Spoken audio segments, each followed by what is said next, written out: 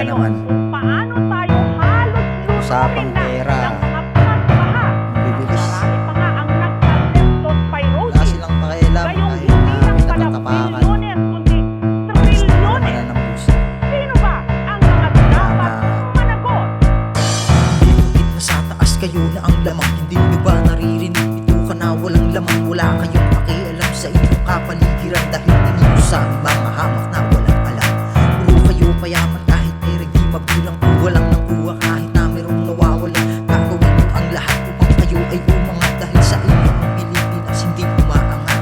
Sa oras ng trahedya kayo pa ang nauuna. Dahil ba kayo may pera kayo ang mahalaga. Tinatapak-tapakan yung mga taong nasa baba. Kahit kayo ang may gawa, kami pa rin may sala. Masyado na kayong nasisilog sa salapi. Kaya kami mahihirap ang inyong inaapi. Pero kahit na ganun, ito inyong tatandaan. Ang kayamanan nyo hindi madadala sa kawalan. Sa 545 billion pesos na budget daw para sa mga proyekto natapos. nitong nakaraang 10 taon, 20% nito humigit Kailan kumulang kaya? 100 billion pesos. Kailan ba may Hanggang saan babalik? na kaya aabot itong pagtiwala Yeah. sa mga kurakot o katiwalian Let's sa go. gobyerno?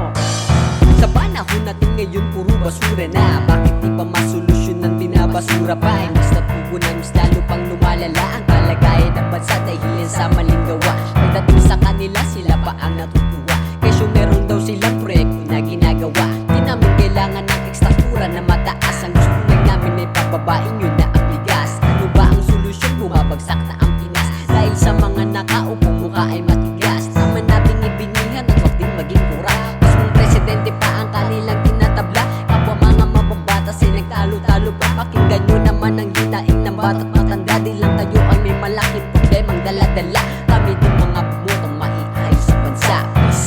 Dati nang sumuko sa Oplan Tokha, pero bumalik daw sa pagtutulak ng illegal na droga. Laban talaga kayong adala-adala Sa mga aktivisyo nyo. Alam nyo merong kayong makakala. Bulungan din ang bagsak ng isang truck driver. Eh, palagi lang Nabilan naman din kayo naman siya ng mga nakasipag pakete ng kung show. saan-saan. At nakuhanan pa ng bypass money. Kaya Paniwala ng pulisya, ikaw tayo sa mga tao na nilang naaresto sa lugar. Sa bundok dumadami na ang mga kriminal. Dahil sa gobyerno natin na politikal. Gumagana na ideya ng parak na animal. Ganyan ang isipan ng tao kupal. Wala na nga nadulot, puro pakahangalan. Na mga bisyo na gusto mong matikman. Eh hindi ka naman yan maaangat sa kawalan.